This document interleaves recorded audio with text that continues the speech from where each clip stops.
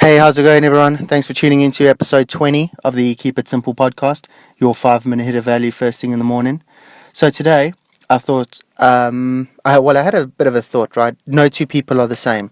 So that's pretty obvious. We all know that. I mean, even like identical twins, they have a lot of similarities, but anyone who's friends with identical twins, you'll be able to tell them apart. So they're the same, but they're not the same, if that makes sense. So, where am I going with this? Well, how they always say, you do this and we'll guarantee that you'll get this result.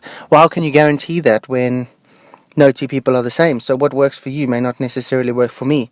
The simplest example I can think of this is when you follow these workout routines online and they're like, oh yeah, you follow this routine and I guarantee you'll be shredded in 6 weeks. Okay, cool. That worked for you. It doesn't necessarily mean that it's going to work for everyone else on the planet. I mean, someone who's fucking 60% body fat, they follow that routine for 6 weeks, they're not going to be shredded because they're 60% body fat. Someone who's maybe 10% body fat, who's already pretty shredded, follow that routine and they might only get to 9. Well, so that's, I mean, like, the trajectory of success is a lot more shallow, whereas the guy that's 60%, he'll probably be 30%, or maybe even fucking 25%, who knows. Anyway, the point is that no two people are the same, right? So how can you say that what works for this person will guaranteed work for that person? Another example of this will be, let's say, how people learn, right? So I know that I learn really well through listening versus, say, reading. So for me, throughout my MBA lectures, I would attend my lecture, I would record the session so that I could listen to it again and again, and then where possible, I would find content online that was audible for me to then absorb that content. So I wasn't stuck in a room listening to shit all day. I was literally, or having to read stuff. I was able to go outside and take a 2-hour walk and listen to a lecture, and just be more able to be moving and have my body moving and things like that, which for me works really well, versus sitting at a desk. I mean, that does me no favors. I get irritable, I kind of start drifting off, I go into my own little world, because I know that that's not an environment I learn particularly well in.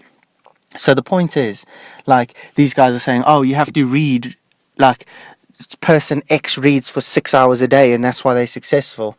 Person Y reads for 5 hours and that's why they're successful. Well, surely, I guess this is more of a question that I'm posting now rather than a solution.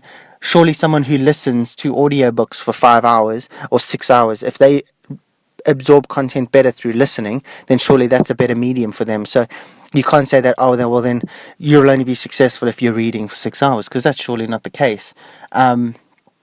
So yeah, that was just a bit of the thoughts that were running through my brain this morning. No two people are the same, therefore no two ways of becoming successful or following someone in someone else's footsteps basically aren't going to guarantee that you will be in their position, because you don't know, one, what happened behind the scenes. So in the example of the gym routine, often they don't give you what the person was eating while they were training, so there you go.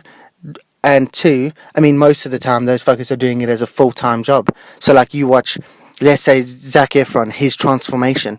I mean, I think it was a 12-week transformation or something like that. But that was full-time for him. No one else, unless you can commit full-time to that, I mean, no one else can get that sort of result, because one, they don't have the dietitians like cramming them with food at the right time. They don't have the nutrition that they need from those dietitians. They don't then have the intensity from the workouts that the trainers are giving them, etc. So there's a lot of factors behind the scenes that a lot of people don't take into account.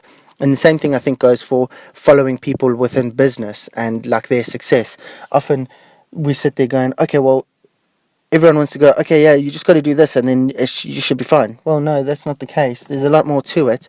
But also, like, no two people are the same. So you've got to find, the long and the short of it is, you've got to find something that works for you and stick to it. Be persistent and enjoy the process. I think I've talked about enjoying the process a few times now, but that's the whole point. You need to enjoy the process and have a good time.